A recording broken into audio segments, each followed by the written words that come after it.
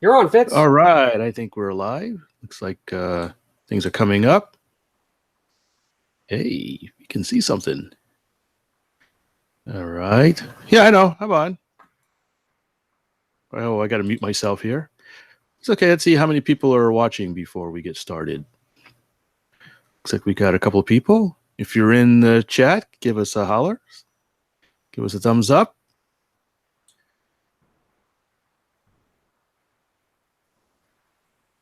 Hey, Steve.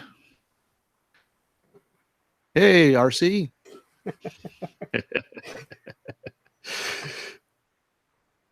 We'll get started in just a moment. Just to make sure we get everything up and ready.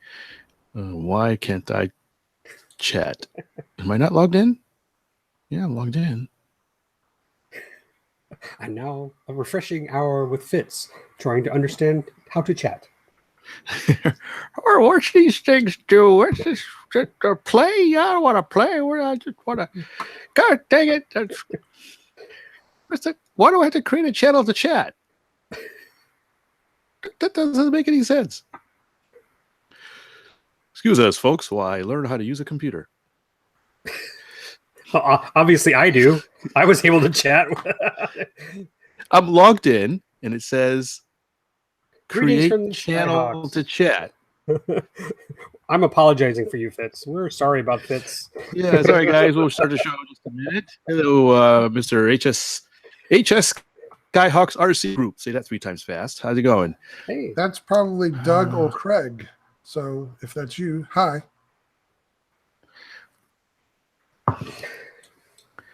Right. I'm gonna have to refresh my drink if you don't hurry up, Fitz.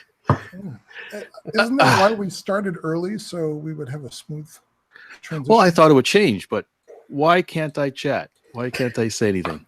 That's like when your ailerons are jittery on the ground. You're like, oh, it'll get better once I take off. The air smooth it out. Yeah. Well, let me reset the... It's Doug! Oh, by the way, I'm not going to monitor the YouTube because the lag is going to screw me up. So if there's something I need to see on the chat, just yell at me, please. Well, I've got it so our window is covering the video feed, so I don't get distracted. That's a good idea. But so all I see right now is the chat window. Steve's being very patient with us. Thanks, Steve. You want me to just mute Fitz and just have the show, Terry? Yeah, let's the two of us. No, something happened. Why is this doing this to me? All right, welcome to my shot, folks. Our sponsor is us. Actually, as usual. Well, because we might have some people come in and back up, I'm going to go ahead and talk about a sponsor while Fitz Walker. What is it, Fitz? It wasn't me, Walker. Works on his thing. But anyway, guys, we're going to talk about events that are coming up. But I'd like to tell you about Tri-County Barnstormers. We've been going to Best for 15 plus years. It's an awesome event. Fitz and I will be there. Unfortunately, Terry will not, but we'd love to have some company. We've got Tony Accurso coming down, which is going to be awesome. He's locked in for sure.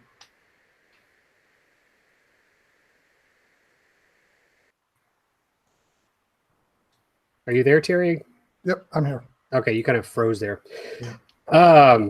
So anyway, he'll be there. Keith will be there with some awesome aircraft. I'm looking forward to seeing the Connie. And I'm going to get this screen up right there. I don't know if you see that one right now. Share.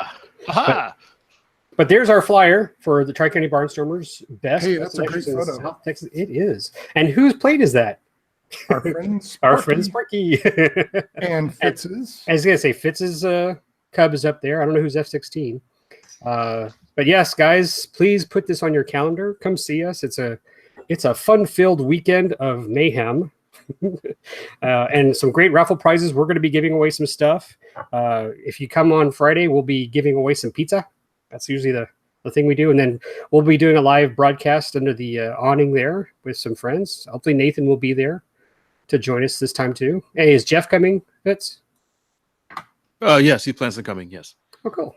All right, well, so there. Our friends at Tri-County Barnstormers, it's in Willis, excuse me, they're in New Waverly, Texas, so just north of Willis, Texas, and if Just you ever north of Houston. just what is it, 50 minutes north of Houston? And if you, I wouldn't say just north. off of I-45. But if you guys have any questions about it, if you want to know more, you can do two things. You can email or text us on Facebook, or go to RC Groups, look up the event calendar, and find Best. And in it, you will see a ton of links that I've added to the thread on our previous events with a lot of photos. And boy, I mean, it's a great time, isn't it, guys? Always. Even when it's a bad time, it's a great time. It's hard to remember, but I seem to recall liking it. Oh, kind of, sort of. I was there 2 years ago, right? 2016 was my last one. Yeah, you stayed with me. Yeah, no, was it 2 that I flew the P-38? Maybe it was 2 years ago. Yeah. See, they all run together, but yeah, always a good time. Gonna say, Terry, your hair's too short to be emo. All right. All right, so I've got the chat working. I'm ready to go. All right, hey everybody, welcome to the RC Roundtable. This time we're having a live YouTube chat, and I am here. My name is Fitz Walker, and joining me is Lee Ray. Hello. With a drink in hand.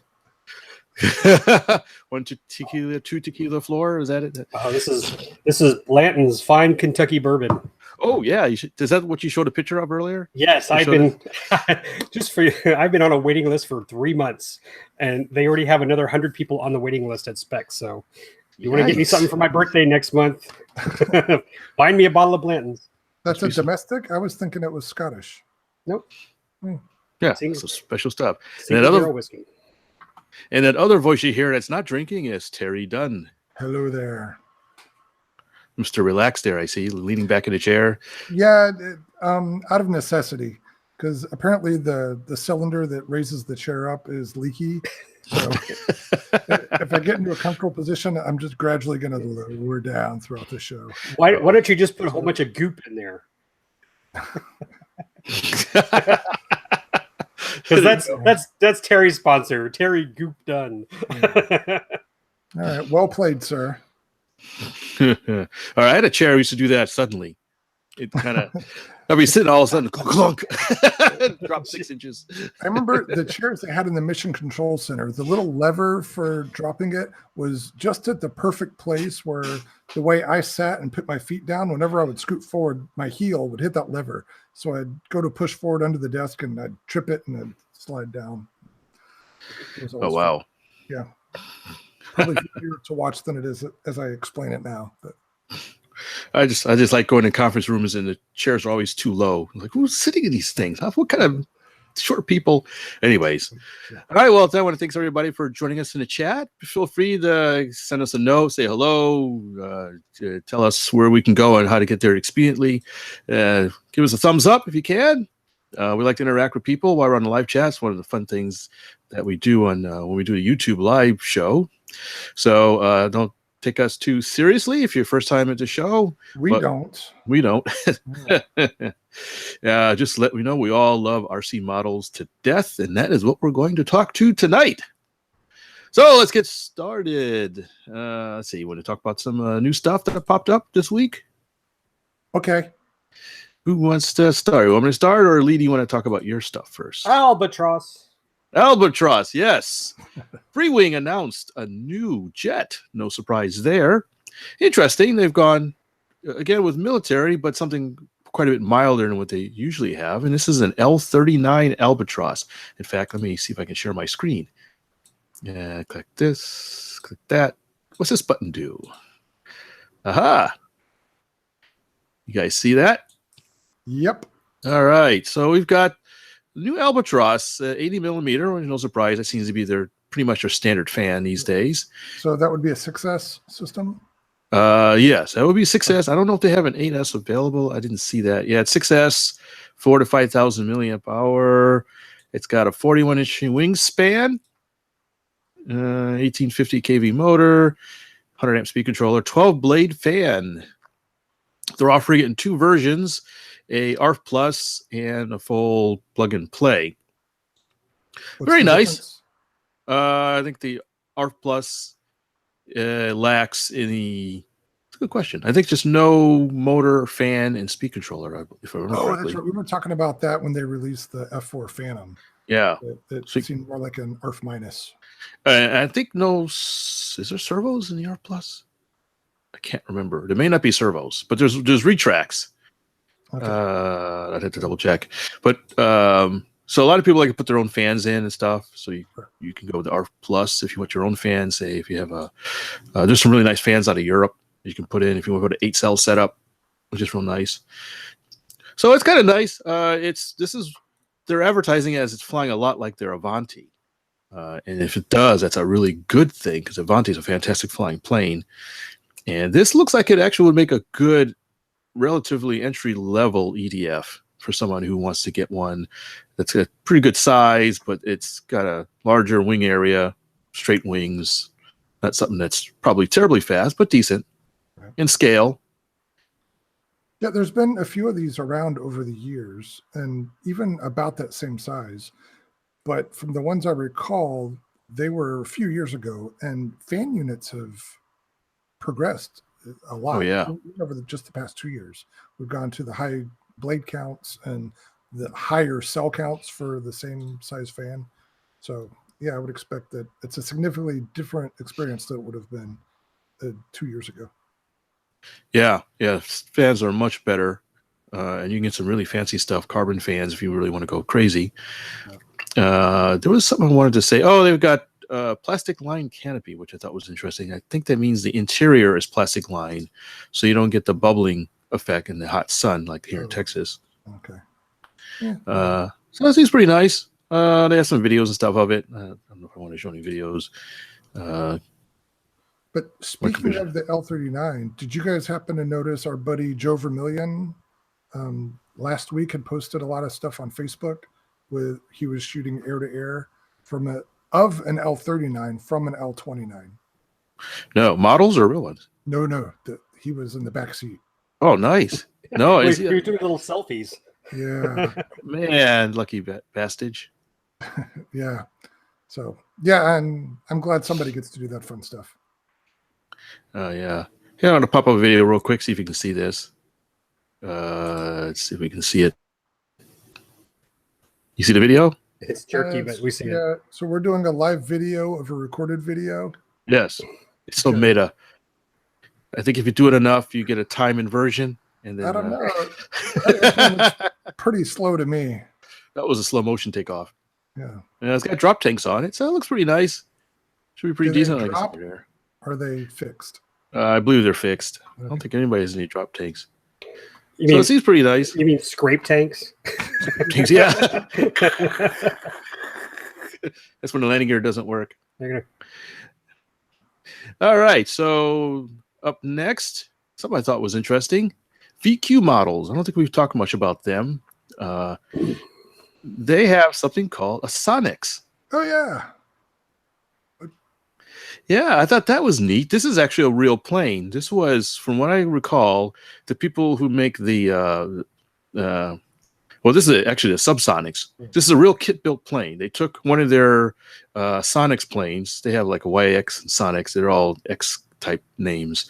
These are single-seater. I think they might have a two-seater motor glider, but generally they're all single-seater, little tiny home builds, usually all metal. They had a V-tailed one. One guy said, "Hey, what if we put a jet engine on the back?" And it just for giggles, they put that on it, and it apparently works so well. I think they're offering it as a kit option, or I don't know if they're going certified or not, but I think they're actually going to start selling it. And so VQ Models decided to make their own version with an EDF. And I always thought that was a neat little plane. If I were to build a home build, I would be very tempted to build a Sonix, the regular prop one. Yeah. Because it's just a really neat little plane. Yeah, very simple looking, but attractive too. Yeah, exactly. Right. Can you guess what I want to gripe about in this picture right here? The nose. No. The motor? No. Oh. Think more petty than that. Are the stars upside down? No, but you're close. Stripes upside down? Wrong side. Yeah, the stars and bars go on the left. So.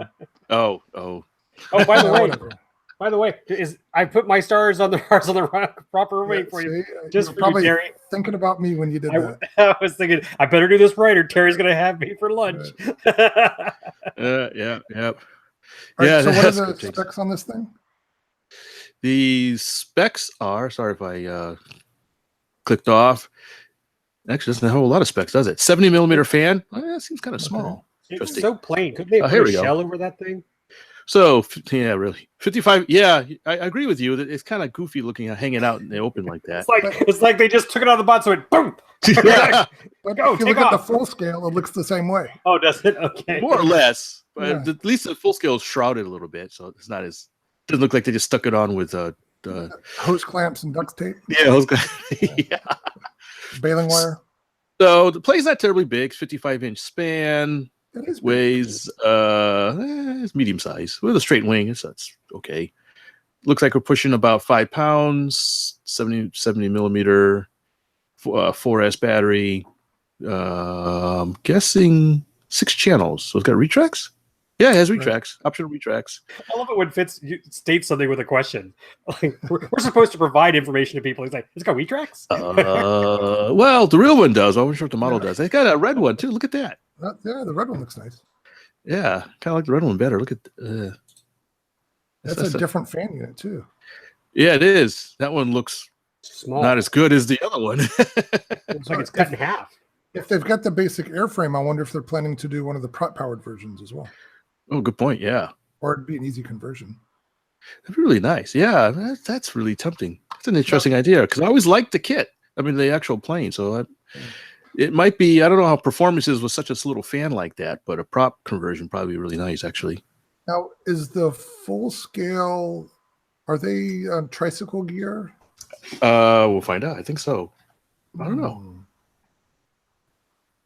We will find out. Right, well, while you're doing that, I'm going to divert a little here. Speaking of VQ models, or VQ Warbirds, I think is their actual name, my review of their P-51B came out in the latest Model Aviation. And the cool thing about that is that I received an email from Brad Lang, and he's a pilot who flies the P-51 that model is based on, the Commemorative Air Force's P-51B for the nice. Airmen. Yeah. So he sent me a nice email. And the funny thing is, when he sent that, the P-51B, and they have a traveling display of the Tuskegee Airmen.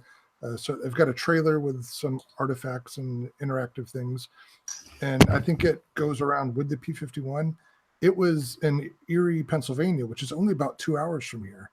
And so in the process of exchanging a few emails, figured out that he was going to be picking up the P-51 this past Tuesday. And so we tried to coordinate our schedule so I can meet him out there and kind of put my hands on the bird and take some pictures. Unfortunately, it didn't work out, but I just wanted to say thanks to Brad for reaching out to me and trying to make that work out. Oh, fantastic. So, yeah, we're going to try to pull it together in the future, but I just thought it was really cool that he sent me an email and said hi and all that. Anyway, carry on about the subsonics. Okay, here I pulled up a picture of the real one. As you can see, it's actually pretty neat. It's got a much better shroud, and it has retractable landing gear. And you can see how small a plane is. The guy, you don't get in it, you wear it. Right, it's BD5-ish. I have a photo of this set from Oshkosh last year. Oh, it's from Oshkosh? Yeah, he just buzzed right down the middle of the runway. It was awesome. I got a nice picture of it. If you poke around, you can find videos of it online, and they talk about it. Now, is that a jet like you would find in a missile or like a cruise missile or something like that? Good question. I don't know. I would doubt they originally built them for aircraft use. No, something they found somewhere. Let's see if I can. We don't have to go down that rabbit hole, but those are the things I'm curious about. It's powered. It's powered by a Czech-built turbojet engine. All right.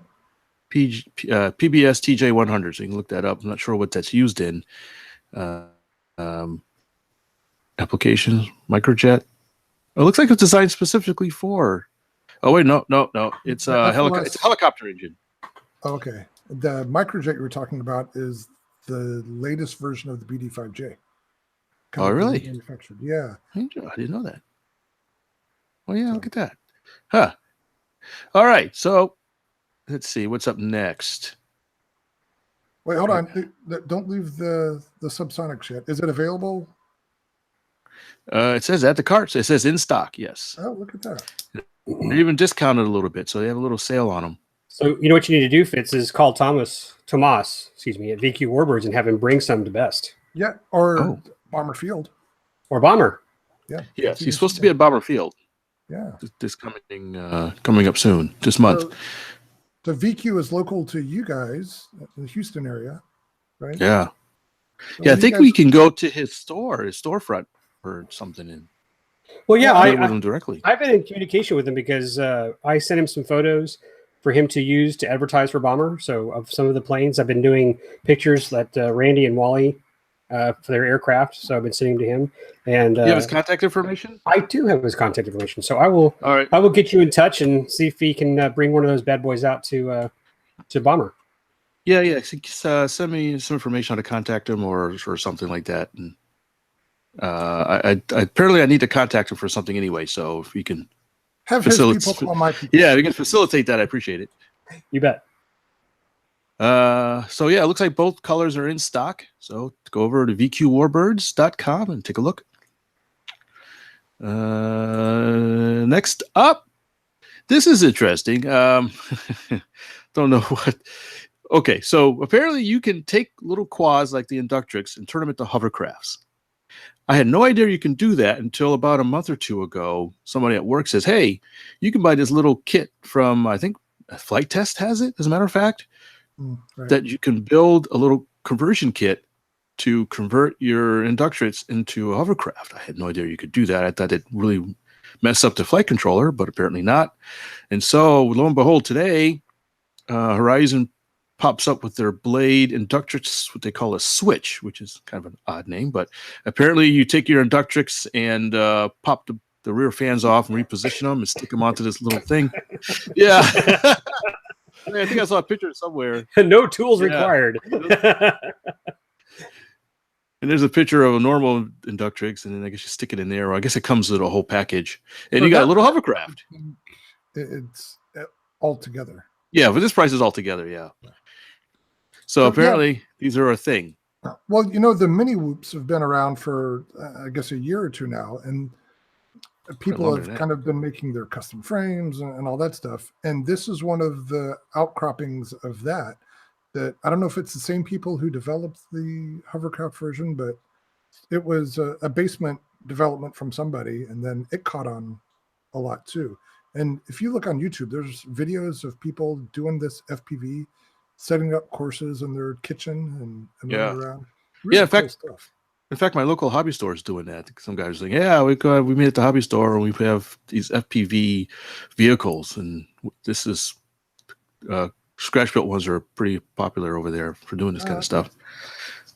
So I'm a little bit perturbed by the success of these because 2 or 3 years ago, I took one of my older micro quads, and my thought at the time was to make it into a hovercraft. And it's totally not like this at all. I had all 4 blades facing down, and it didn't work well at all. And I'm kicking myself for not thinking to keep the rear 2 vertical like that. I've still got that around here somewhere. I use it to punish myself. I look at it every now and then. Stupid. So, anyway, that's a really cool idea. I'm going to have to hack up my Inductrix and do that. Yeah. And apparently there's plans out where you can, if you have some of that EVA foam, you can make your own pretty quick. It's really simple. Yeah, apparently it is really, really simple.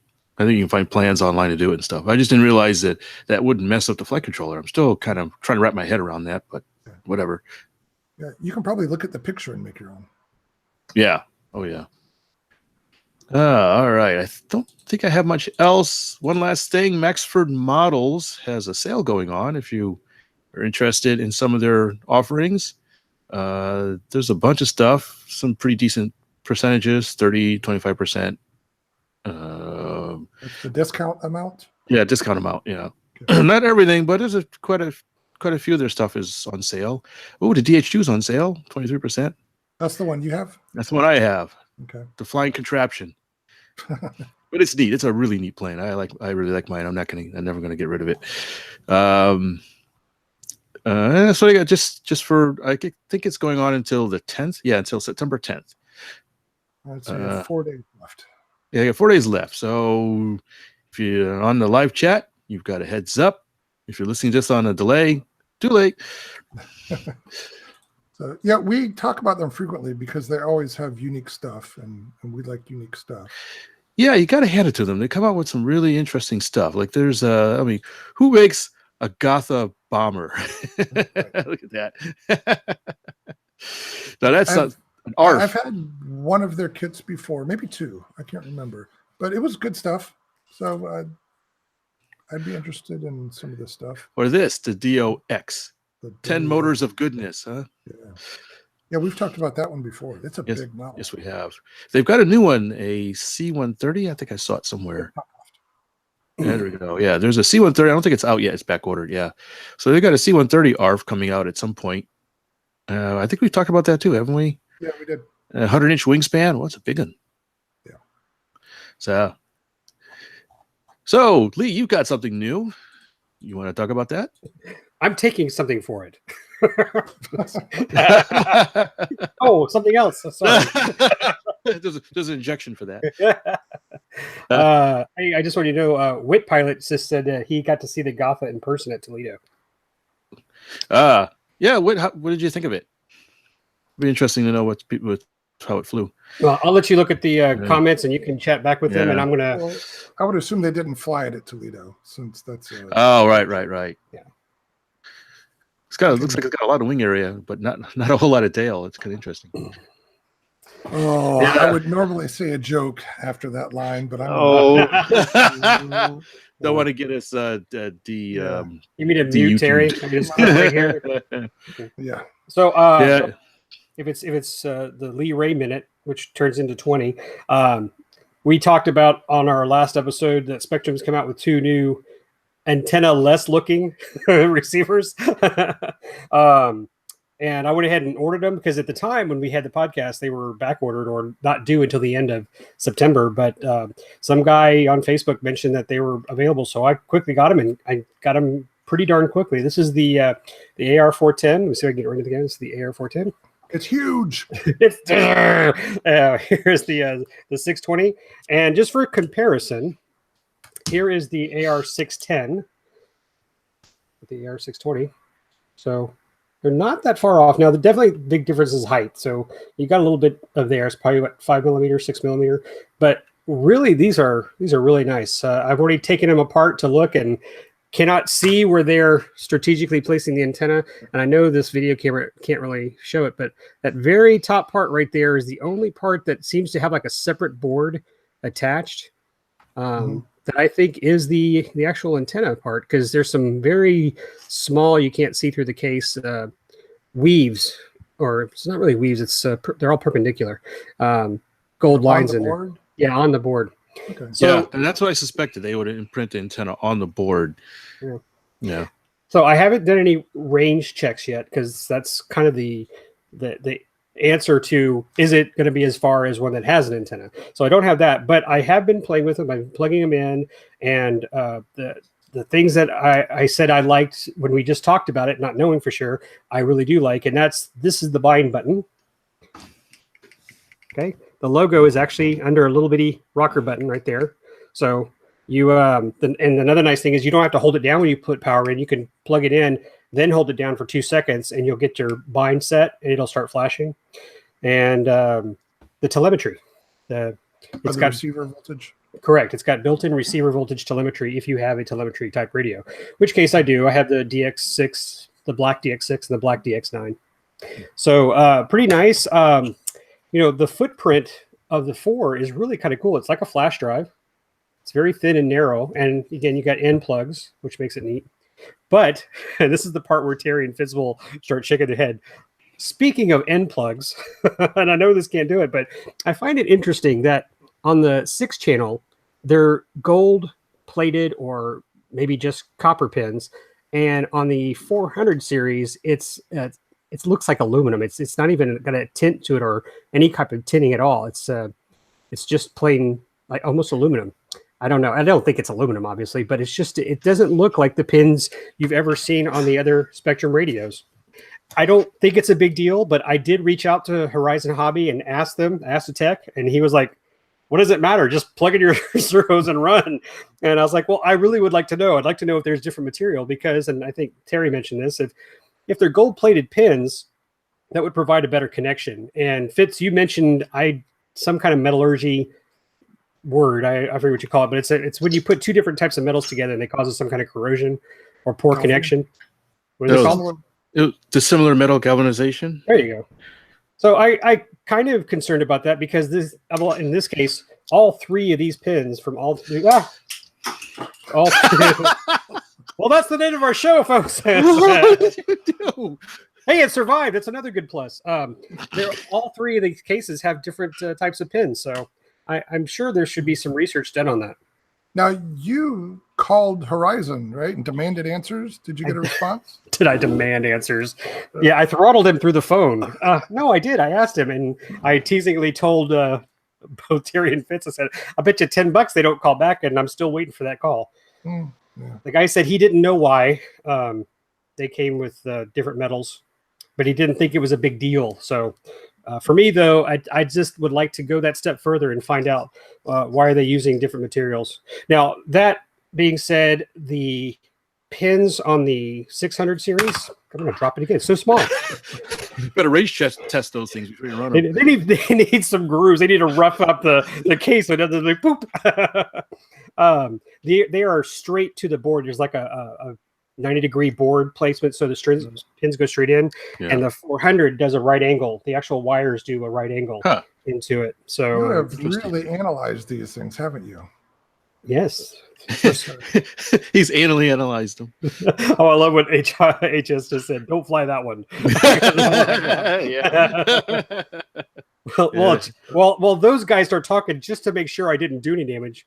I've got my gear right here, so we'll plug it in and make sure I didn't break it. Here's your test right there live on YouTube. Yeah, there went your warranty. Yeah, Doug, we were wondering the same thing, why they look so different. So who knows? Oh, Lee went to speaker. Oh, echo. Oh, sorry. Can I mute? Huh? Okay. Well, then I can't hear you. Oh, no. You need some Bluetooth headsets or something so you can walk around your shop. That's okay. You guys could talk while I'm not talking. All right, I'm back. You need to give us a chance to talk. Sorry. And you know what? By the way, I'd like to point out something that Terry mentioned on an episode, and he is exactly right. As usual. He is exactly right. Switches, dangerous. I've got my little Lifey battery here, and I'll tell you this is a prominently made, probably one of those Futaba switches with a charge port. The connection here is awful. I mean, it just flies out of your hand. Oh, okay. I see what you're saying. Yeah, and can I say that? I'm sorry, but there's just no tension here whatsoever on the switch. So if you guys use switches, you need to put switch clips or what do you call them? Connector clips. Yeah. The keeper things. Man. So, but with what you're talking about at the connectors, that could be an issue with extensions or anything. Exactly. Yeah. My concern with switches is usually you've got moving parts and intermittent contacts that can go bad. But a valid point nonetheless. All right, so moving on. Did we answer the question about the non-spectrum DSM receivers? I think I have a Redcon. It's working. I typed something in. The Lemon RXs, the Lemon receivers seem to be pretty good. They've been highly recommended to me, and I know other people. I think Lee has one. Yeah, I have several. So, and I know a club member has flown it in our field and hasn't had any problems with it. And our field is known to be a little bit harsh on receivers sometimes. So, and they're pretty good prices. So I think I have a Redcon in my collection that came with a swap meet purchase. And if it is a Redcon, it's been working okay for me. So take that for whatever it's worth. Well, I'm going to need switches for my Corsair. two, one for the ignition battery, one for the receiver battery. So I'm just going to need to be very careful and cautious to make sure those are nice and tight. What happened to your magnetic switches? I could use one, but I use those in the boat. Yeah, I wouldn't use those in the airplane. I Right. don't know if I trust it that much. But I have one too. I use it in my RC sub, and it's pretty neat. But yeah, I don't know if I don't think they're. I don't know how much power. I don't think they're good for a whole lot of power to pull through them. Okay. So I'd be really wary. Glenn suggests SmartFly. SmartFly switches. Not familiar with them. If only I had a computer or something, I could look it up. Yeah. Well, I tend to plug my receiver batteries directly into the receivers for those planes that make that easy. Like my the Tiger Cat can do that, and the Pawnee and Orca, my tow plane, because it's very simple to do that. So I prefer not to use switches and just go right in there because it's an easy hatch. Right. So, but in this case, with the Corsair, everything's got to be closed up. So. Right. So when's the maiden flight of one of these receivers? I don't know. If only you had an airplane. If I just That had was something in here. I'll think about that. Okay. But see, it means I have to stop work on the airplanes that are back here in the bright light and fly. I will put them on something. In fact, I was just thinking about trying to get the Pilatus Porter back up in the air, fix that wing strut, and go take it for a flight on a 2-cell. All right. Keep us updated. You bet. But in the end, I do like these receivers. I like their size. I think they're perfect for loop Velcro right there. Right. Jam. No, they're actually good size. I like the end plugs. I like how they go in straight that way. So yeah. I look forward to using them. All right. So Doug is asking another question. Do you have a plan to range test these? Or you're just going to send it and see what happens? No, I'll do the 30 pace. The 30 pace. The ground range. The 30 pace ground first, and do both, have them side by side, and then I'll go take it down to the little field and fly the Pilatus Porter and see how she does. Yeah. Said Glenn. Oh, I know. Now I know which Glenn that is. I just realized it too. But hey, here. Let me put my headset down. So, Glenn, for your viewing pleasure, and I can't hear anybody, but I'm making progress on the Corsair finally. It has been. I didn't start till about a month ago or 2 months ago. So, but I got the wing done, and the DLE is sitting there looking shiny and pretty with its brand new prop spinner, or prop nut rather. So, yeah, the Corsair should be ready for bomber, which is what, like 2 weeks? 2 weeks. 2 weeks already. Huh. Yep. All right. But I got a lot of little parts, like little things that the instruction manual says don't forget to buy. You forgot. It's like, and then I go a little bit further. It says, "Oh, by the way, did you buy this? Oh yeah, did you buy this? No, but I'm finally getting there." All right. Look forward to seeing it. So, are we on like Workbench? Do you want me to follow up with the Cessna? Or just gonna say, while you're at it, you want to see the lovely? Let's see the lead sled. It's about it. I think it's heavier than what I just lifted for this Corsair. Hold on a second.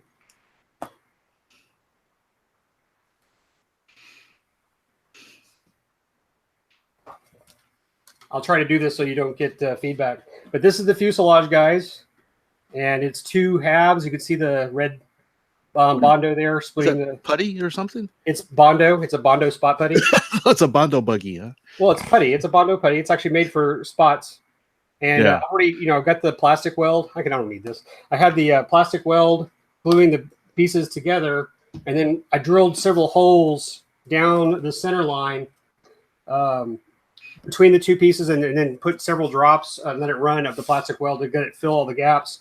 You actually are supposed to use Bondo or the spot Bondo to fill the seams. And right now I've got some epoxy fixing the bottom there. Can you see okay? And it's in there. I don't know how much this weighs. This is probably a little over 2 pounds, maybe.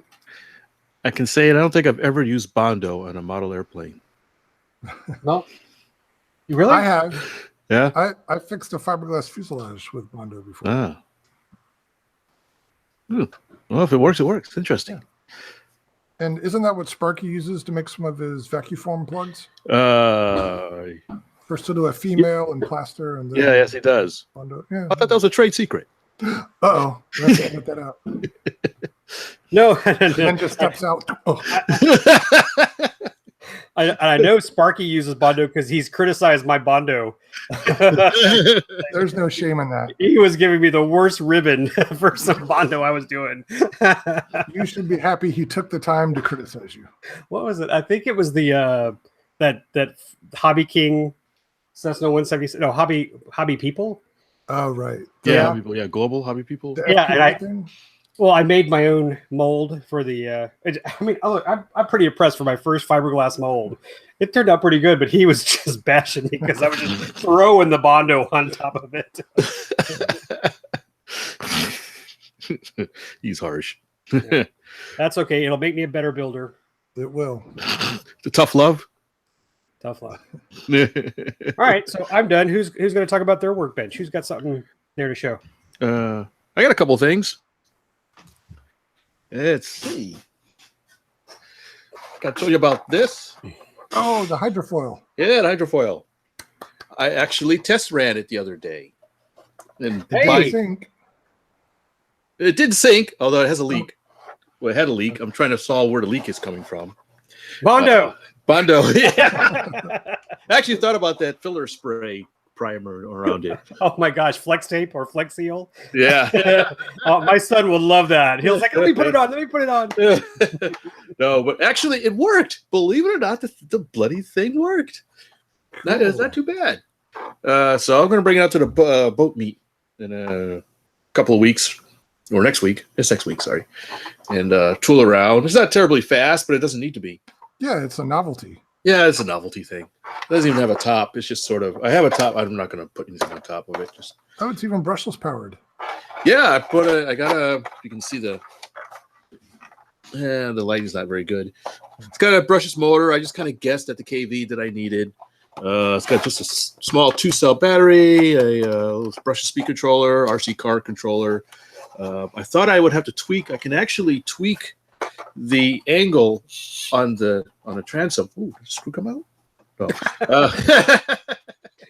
No, it's supposed to be that way.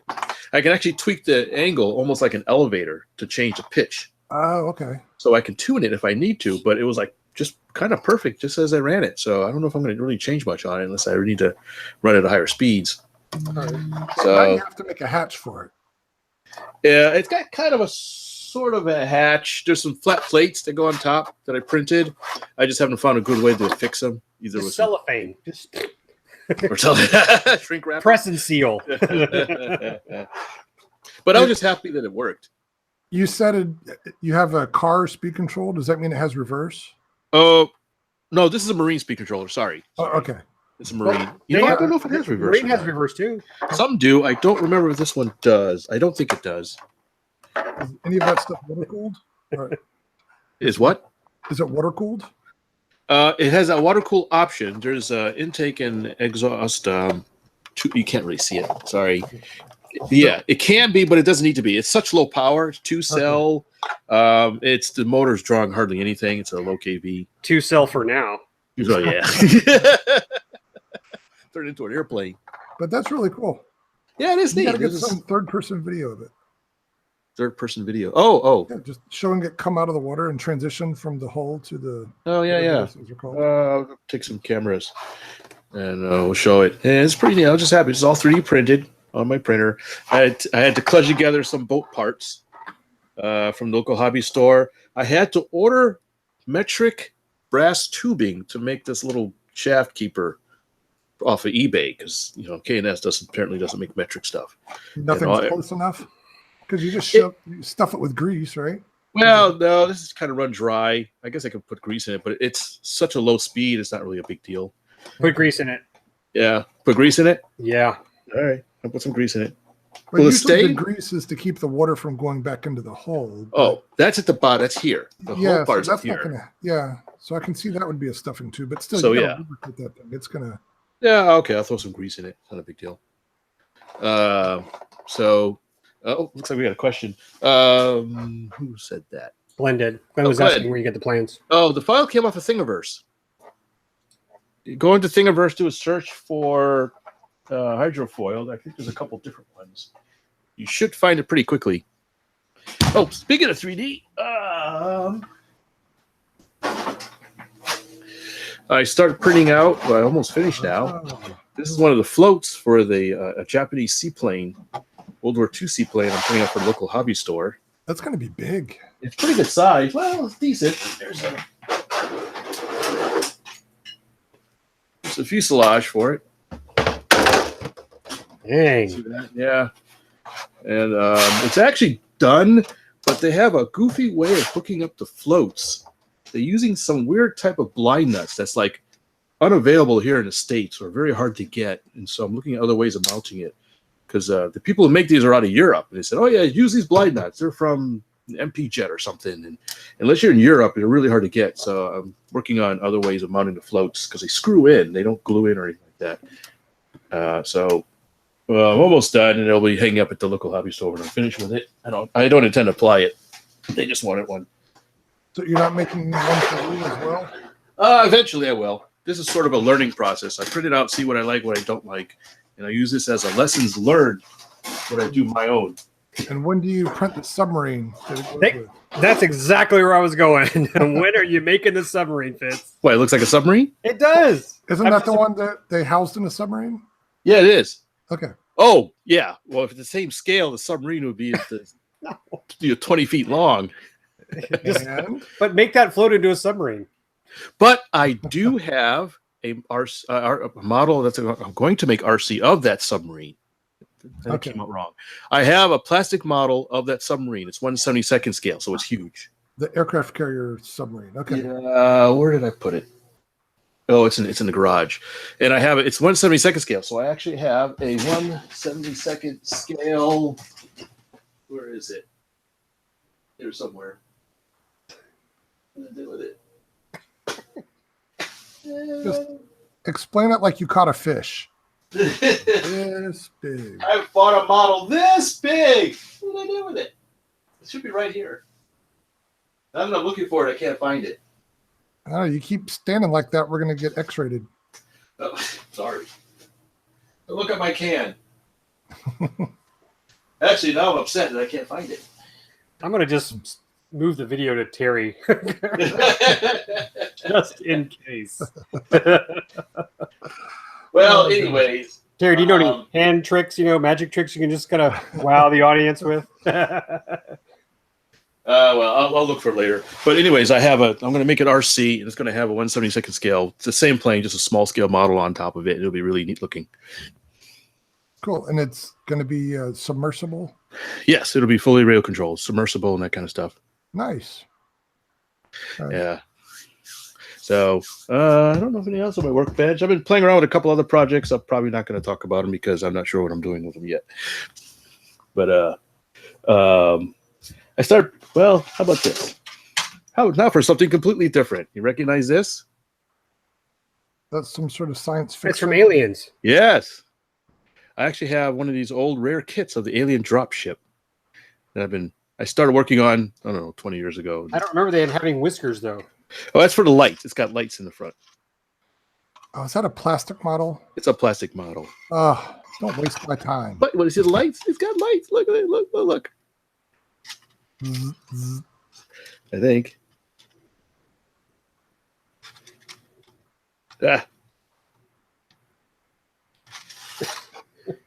See? Lights. Just like in a movie. Cool. Just like in the movie. I don't know if you saw Terry. that. Did you see that? I'm sorry, I wasn't talking. What's on your workbench, Terry? Not a whole lot of new stuff. Actually, no, I do have a new plane, and you guys might be interested, or you might be interested, Fitz. Lee already shot me down. But since I recently went to Flight Fest, and you guys are about to go to Flight Fest, I had kind of an urge to build a foam board airplane. And I told you guys about the little flying wing thing that I did back in Florida. So I decided that was going to be the the culmination of those two things. So this past week, I made a foam board slow fly flying wing. And it's, can you see it? No, you can't.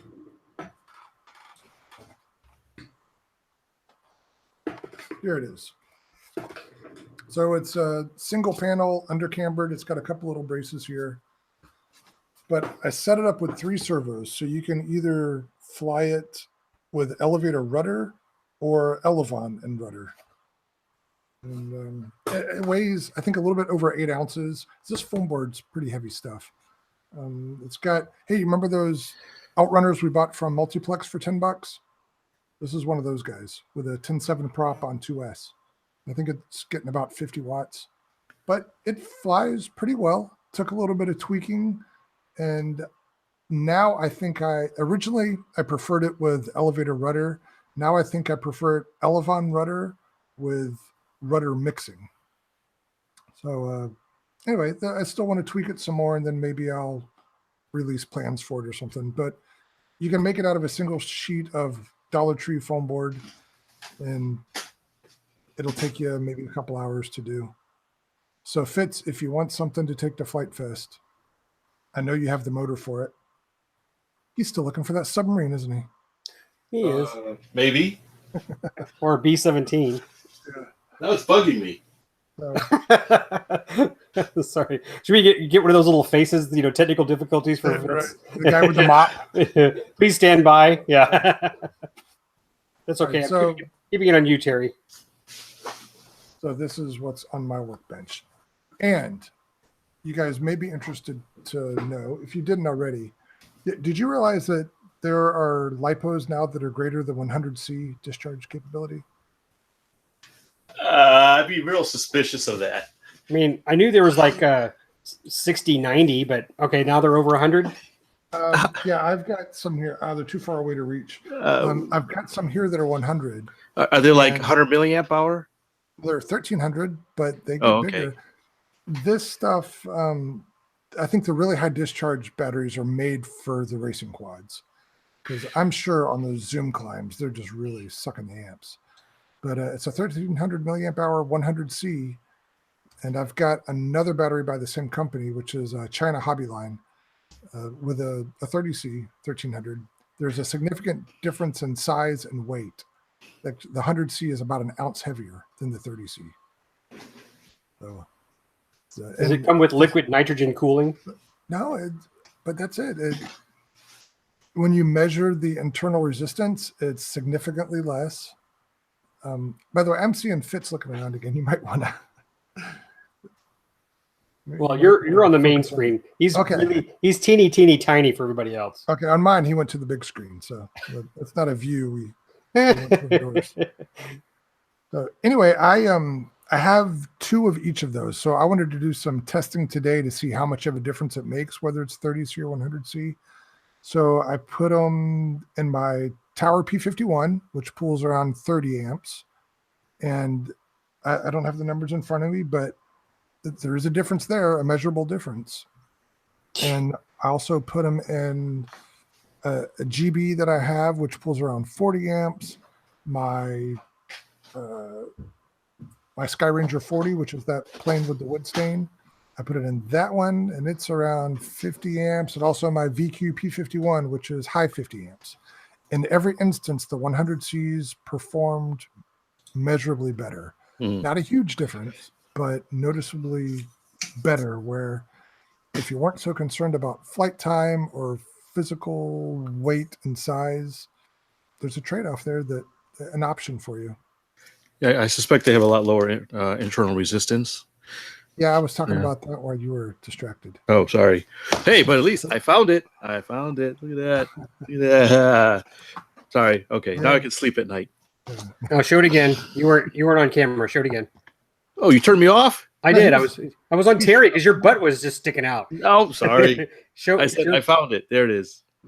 Wow. Syrian, M2 Syrian. One of the few Japanese planes with an inline engine back in World War II. Right.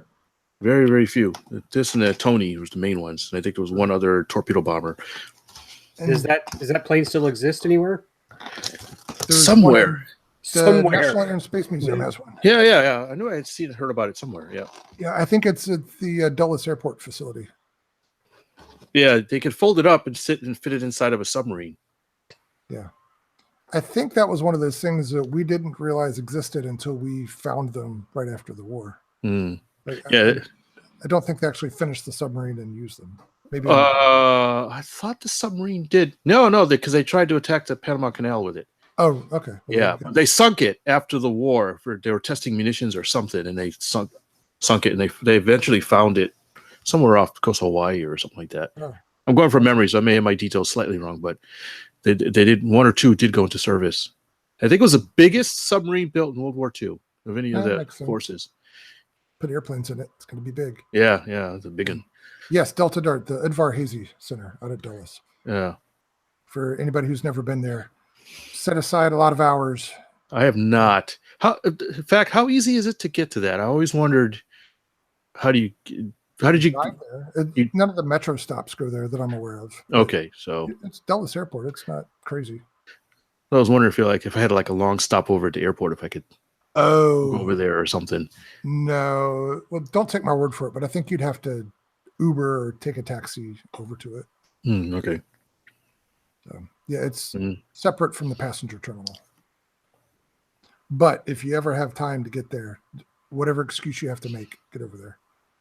It's like the other Smithsonian stuff. It's a lot of velvet ropes and things like that. So you're not going to touch anything, but they have a whole bunch of really unique stuff. So it's still worth it. I understand they've really revamped the regular one in downtown DC, the Smithsonian there as well. Yeah, I was there a couple of years ago for the first time in a long time, and I noticed some differences. Mainly that what I remembered before is that when you walk in the main door, the Wright Flyer was hanging from the ceiling, but now, or at least then, it was in its own floor level display on the first floor, and it's right there at arm's length, so you can really get up close to the Wright Flyer. I'm sure there's other stuff that's different, but that was what really stuck out for me. It's just playing with plastic models again. He's about to build a plastic model. No. Somebody in the comments was asking me a question about it. I'm checking something. How many fills does that take? One. What is that? Oh, yes, Woodpilot. They do not have a B-17 there, although maybe they have parts of a B-17 there. But speaking of B-17s, have we talked about Geneseo yet? Where Fitz and I got to crawl around in a B-17? I saw your video, and Fitz was like burning up. Yeah, we did a live stream. It was hot. It was like, don't touch the walls of this thing. Don't touch anything. Yeah, so when the guy says, would you like to crawl around the B-17? You're like, no, I don't want to sweat today. I think I got the B-17 emblem burned into my forearm somewhere from touching it. The Boeing emblem. But yeah, the guy, because we were just kind of hovering around it and looking at it, and the guy opened the door and says, hey, come on in. Like, yeah, they were running up the C-47, so we went over to check that out, which the C-47 was parked right next to the B-17. And then, I think the same guy that was running up the engines on the C-47 got out and saw us all googly-eyed and said, climb in here if you'd like. And so we liked. You don't look hot enough. Come take a tour in this tin can. Oven tin can. Yeah. But it was worth every drop of sweat. And an interesting thing with that, I don't know if you realized it, Fitz, but a lot of the stuff in the interior of the B-17 was wood. Like there were chairs and shelves and walkways and things that were stained wood. And Adam Drain, if you're watching, you can fill us in on this too. But I assumed that was stuff that was added on later once it was a civilian plane and just to accommodate a bunch of people walking around. So a couple weeks later, I was in Georgia at the Mighty 8th Air Force Museum in Savannah, and they have a restored B-17 there. And I noticed the same thing. There has a lot of wood in it. And I asked the guy who was giving a tour, and he said that was stock on all B-17s. So apparently there was a wood shop at the Boeing factory where they made B-17 parts. So, interesting. Oh, hey, Adam. So, Adam, is that true? The wood was World War II vintage? And we'll give Adam a second to catch Yeah, up. it takes a couple. They're got a bit of a delay. Hurry, Adam. Well, wait for We don't Adam. have time to wait. Well, wait for Adam. I want to show him the picture. He was asking a question about. Wait, do you see me? There we go. Yes. Okay. Well, Yes. Thanks, Adam. While I was asking about the diorama, yes, it does include the Shepard Payne diorama booklet, which I didn't even know it had it in there either. That's pretty neat. So, just to answer your question, Adam. So, what vintage is that kit? 1975. Wow. Yeah, it's an older kit. Remember, I had the monogram B24 in 48 scale. I don't think I ever had the 17. I had the B1 in 48 scale too. I was an all 48 scale guy when I did plastics. Oh, did you? Yeah. And then I moved on to RC and never looked back. I still got to do it a little bit. It's cathartic. All right. So the original question was, what's on my workbench? So now you know, a flying wing and some high discharge batteries. Nice. Yeah. When's your next event, Terry? This coming, not this weekend, but the weekend after. It's neat. That's right. Neat's coming up next week. Yeah. Yeah. So there was a kind of a scare earlier this week where me going to Neat hinged on my wife being off work that weekend so she could watch the kids. And it looked like that was going to disappear. But I think we've salvaged it. So I'm back on. And I'm going to try to be there sometime Thursday afternoon through sometime Sunday afternoon. And ought to be fun. I'm going to meet Thayer there, and we've got a big tent with lots of other people to hang out with. Ah, cool. And I've already arranged to meet up with people who watch the show or listen to the show. And yeah, I'm looking forward to it. Yeah, season's coming. Things are starting to get active again. Yeah, Cool. while we'll be at Bomber. Oh, okay, you're right. That's the same weekend. Yeah. We can compare notes. Ours is going to be. Yours is. How's that? Is that a good comparison? Yeah, it's probably accurate. Oh my gosh, it's so loud there. Yeah. Are you complaining? No, I like it. I mean, I'm mainly electric, but I get a kick when they get those P51s. You know, they usually get like 6 or 7 running at the same time. And my goodness, I forgot who had one, but some guy brought a Corsair with a Moki on it. Oh, those sound great. Oh, they don't sound accurate. They rev way too high, but they sound really good. Man, yeah. I mean, you pay out the schnoz for that thing, but man. I think it was one of the guys out of Mexico, wasn't it? One of them? There were like 3 Mokis there last year, so but the Corsair, that's really nice. Oh, I forget the Corsair. I wonder, those maybe Glenn's still listening. Maybe he can tell us. Yeah, Glenn, do you remember? I mean, and I think I might be correct. We had a crash of a Bearcat, and I'm thinking he may have had a Moki on his too. Ooh, ouch. Now, did that Corsair have the remote folding wings? That may have been the same one. I would love to see the mechanism for that. Oh, that'd be good. Yeah, just how they handle the spar and all that loading. I would be curious. And Fitz, why don't you try to mark that down in your little book that we interview that guy with the folding wings, and we'll get some nice tight shots of it. Oh, right. Yeah. Glenn says it was Greg with the Corsair with the Moki. Pretty. I have tons of Finis photos. Hobson. Okay, so Finis Hobson had the Moki Corsair, and then Greg had, I guess, what you were talking about, Lee, the folding wings Corsair, or Bearcat. I'm confused, or Bearcat. Maybe it was a Bearcat. Well, stand by. I'm going to see if I can pull up the link for the video and that I put out on YouTube. Are we going to play another video on a video? That's why we're here. All you need is the audio. That's true. Just to hear the Moki. Yeah, I remember when I was in Lubbock, there was a big steerman at one of the events that had a Moki on it. And it sounded totally wrong for your steerman. But man, if you just closed your eyes and listened to that thing, it was great. So where do we stand with this video? Oh, well, y'all keep talking. I'm just looking, see if I can find it. Yeah. Okay. Anything else you want to talk about, Fitz, or other events? No, just we've got coming up, I think also this month, or is it next month? Is another event. Well, I think it's next month. We want to talk about that? I guess we can. We've mentioned it before. There's a club here out west of Houston that's having a build and fly. I thought that's in San Antonio.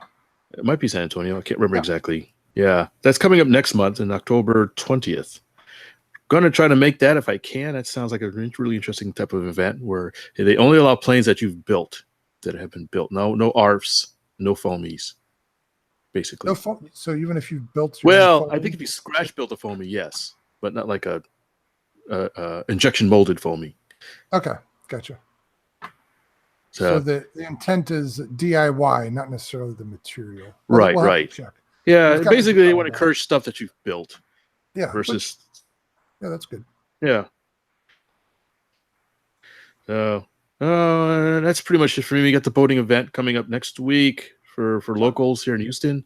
So another Fitz float. Yeah, another Fitz float. Sylvan Rodriguez. Oh, you can see the hydrofoil. That'll be cool. Oh yes, yeah. Can you see the video I'm sharing? Oh yeah, there it is. I know it's jumpy, but of course this is where one of the wings didn't come down. You'll see this guy come out there and knock it over.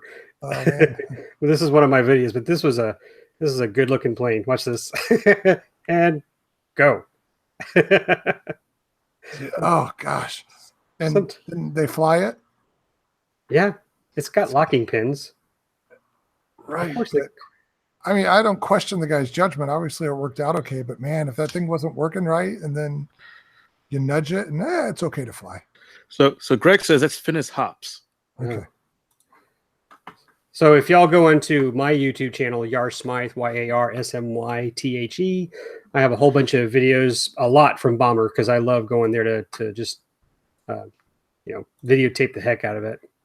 Oh yeah, there's always something good to see flying around there. Yeah, there's so many cool planes out there. Now we should note that if you've never been to Bomber Field, it's a really a nice setup in that there's bleachers that are up that you can sit in and watch the whole action I unobstructed. don't know if you'd call them bleachers. Well, what would you call them? A stand. There's Stadium. a viewing platform, Viewing platform. right? With bleachers. It's got bleachers. I think it's 2 rows, if I'm not mistaken. Oh, okay, maybe that's new then, or maybe I just don't remember things. So you got a really good shot. You can stand up. You're about a story up, and you can look down and see things flying around without having to peer through a fence or look over people's shoulders. Yeah, It's pretty nice, really nice viewer setup. friendly. Yes, it is. Yeah. So, all right. Well, Lee, you mentioned your YouTube channel, and that's probably a good segue into another thing we're going to talk about, because I sent links to several of your videos today to James Walmsley after I was on his show. So this is probably news to you guys. Another traitor. You started it, the 8-bit guy. Yeah. So I don't want to hear it. That was different. You forced us to go to that guy's house too. Oh yeah, you hated every second of it, didn't you? That was after, right? He was on the show after we Yeah. marched into his house. So Yeah, I came back that for a was his second. that was his interview. And then he got on the show.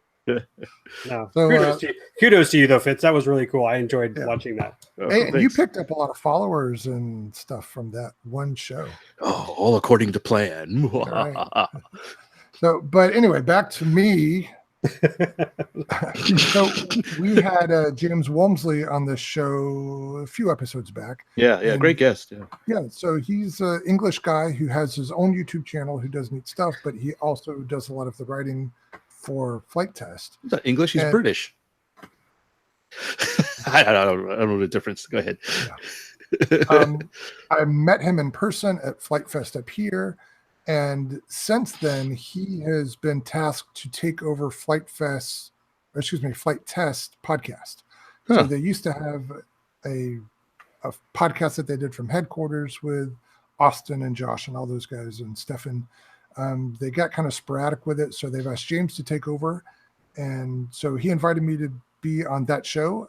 We recorded that this morning. I don't know when it's going to go live, but at some point in the upcoming future. That's great. And that was a lot of fun to do. And here's another cool thing. It sounds like, and I think it's okay for me to say this, he's trying to come over to the U.S. to spend some time to work at Flight Test. So trying to get a green card? Or visa, something. Yeah, work visa? Yeah. Damn foreigners. Taking our gerbs. So anyway, I know you were counting on him to give you a tour of Duxford and all that, but yeah, he couldn't wait till I got back over there. Oh gosh. See? Gotta Anyway. wait, James. Wait till I go back and visit. Then you can come over here. So this is my second podcast of the day. And, wow, busy guy. yeah, right. You're hanging in there. So I think that's basically keep an eye out for that flight test, the revival of the Flight Test podcast. Was coming soon. Were they on a hiatus or something? Well, I don't think it was a planned hiatus. They just got where they weren't keeping up with it on a regular schedule, and that's why they asked him to step in and kind of get it back on track. Well, he's probably perfect for it. And from my experience, if somebody listens to one RC podcast, they listen to all of them. So I thought people listening to us might be interested to know that they're getting back on track. And what is that thing in your hand? It's a flying sub. What else would it be? Okay. Another project I've been kind of working on. So typichave do you ever find something cool and then say, nope, I just don't have room to take on another project right now? Or have those words never emerged from your mouth? It's a struggle. Well, each one. Lately, I've been starting to do that, to say, no, I can't do it. No, must say no. But I can't say no to projects I've already started or it's been in the work. Yeah. Good night, Glenn. Good Wherever night. You are. Sleep tight. It's 8:00, Glenn. Do you know where your children are?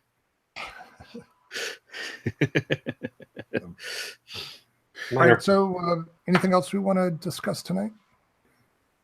See, miss anything? We can't share it all right now. We got to save some for the next podcast. I tell you about the funny event I had. Okay, another training mishap. Oh, that's right. Yeah, you hinted at it. Yeah. Man, I had a bad luck. Although this happened before the F4 incident, but I had forgotten about it. So I had another former student. He's trying to start with this a low wing plane. This is a little kind of a small plane, not hard to fly, but kind of quirky. And so he asked me to go on a buddy box with him and have him get the feel of it, because it doesn't have, he normally flies an apprentice that has all kinds of stabilization, AS3X and that kind of stuff. This does not. So it's a low wing, so it's a little sensitive. And so I've been tweaking it for him and having him fly it and getting him the feel of it. What would you say it was? A Skyraider? It's a little Skyraider. I can't remember who makes it. It's one of those. A scale model of the Warbird. It's a scale model of the Warbird, but it's real small. It's got like a 36-inch wingspan or something like that. It's pretty small. Okay. Something hobby.com, some out of China, of course, somewhere. Not one of the major brands, but it's a pretty nice model actually. And so we were flying it around. It was kind of a breezy day, and he was shooting landing approaches, and he comes in, and I can tell he's about to botch the landing really bad. So I take over, and I throttle up, and I pull up, and the fuselage goes one way, and the wing goes another way. Whoopsie. Yeah. The wing departed the fuselage. And it was, you keep explaining, but I'm trying to picture that in my mind, how you do that on a positive G maneuver. Yeah. Well, because it's a low wing. Oh, I don't know. It popped off. Maybe because I didn't quite, I pushed over. I don't know. It happened kind of quickly. He came in, it bounced on the ground a little bit, came back up, and then the wing just popped off. So it turns out somehow the screw that held the wing in had come off in flight.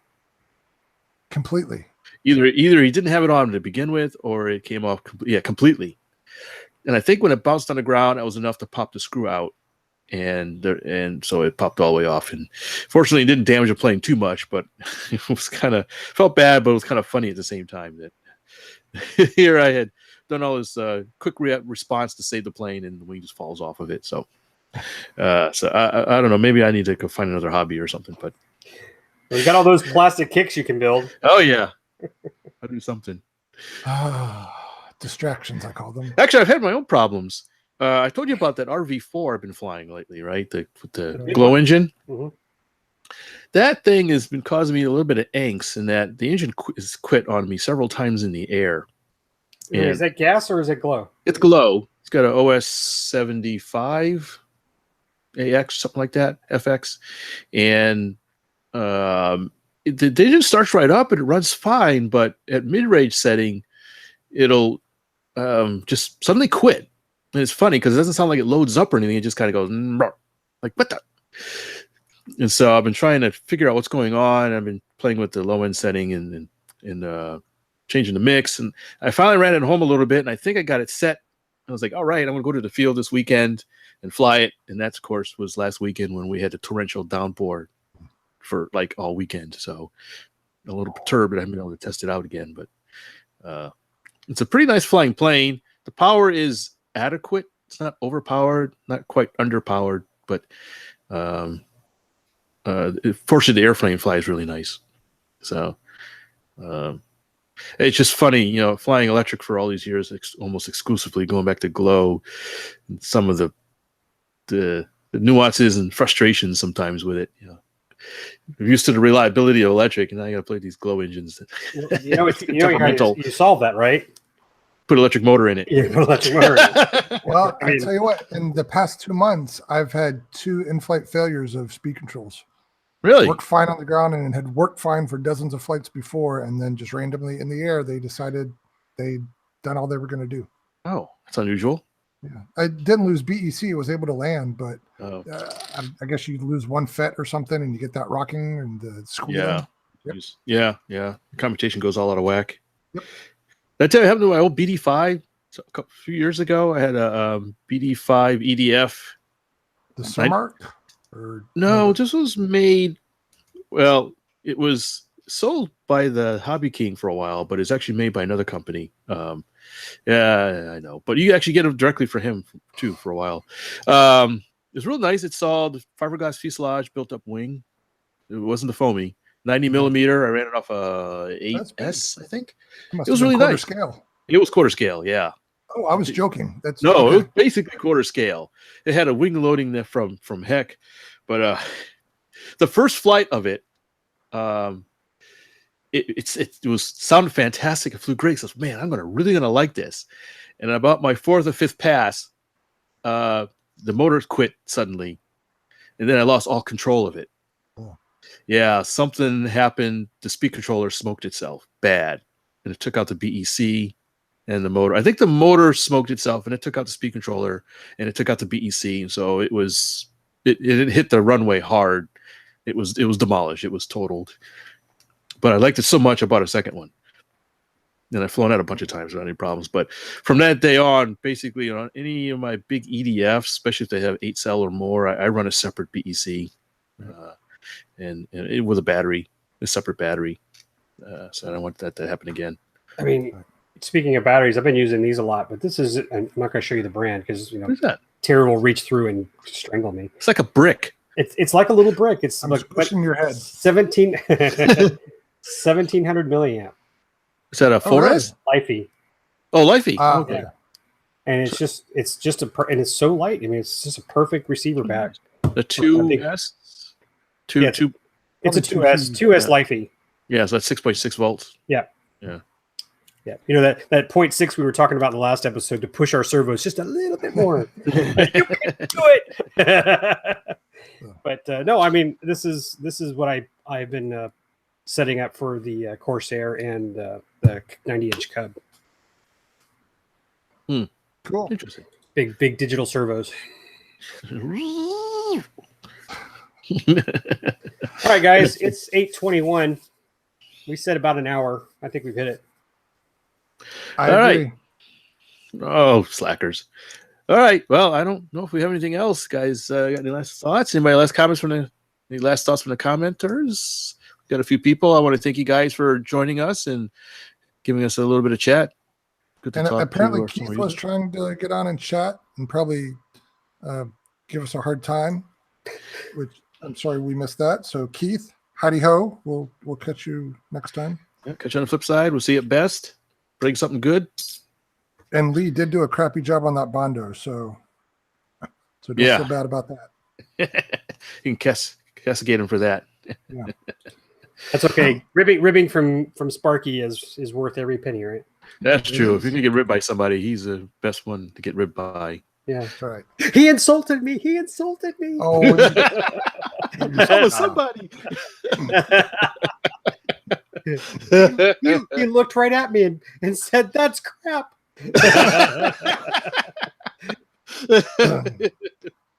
you guys are funny. Oh, he's good. You got to get him on a fireside chat. He'll go off on a topic. And sometimes he's not entirely politically correct, but that's why we like him. Especially if he's had a beer or two. It's great. We'll make sure to pump a few in him before the best recording. Yeah. All right. Well, I want to thank everybody for joining the show, and those of you who are watching it, syndicated rerun. Yeah. But thanks for and by the way, come visit our Facebook page, RC Roundtable, or go to rcroundtable.com. Download our podcasts, enjoy them, and please send your comments and topics and even events that you're hosting or about that you think we should be attending or sharing with others. Would love to do that. Oh, and pork rinds. Where are our pork rinds? I think we owe a couple of responses, right? Did you respond to that one email from yesterday, Lee? Which one are you talking about? The one about something about AMA secrets. Was that yesterday? So. That was today. Not the AMA secrets. You're just saying, do you know when the AMA started? I don't know when the AMA started. No, it sounded more like an invitation to collect more information. So, okay. That was on RC groups. That was on the drone, aviation drone forum about, something about the minutes from the AMA. But we promised not to talk about the AMA. That's right. And we've done well. But the gist of my statement was, if you're out there and you've sent us an email, Lee is on it and he will respond shortly. or he will now. Yes. And anybody out there, if you're going to be at NEAT or Bomber Field, tackle us and say hi. All right. On that note, thanks for listening, and we'll see you next time.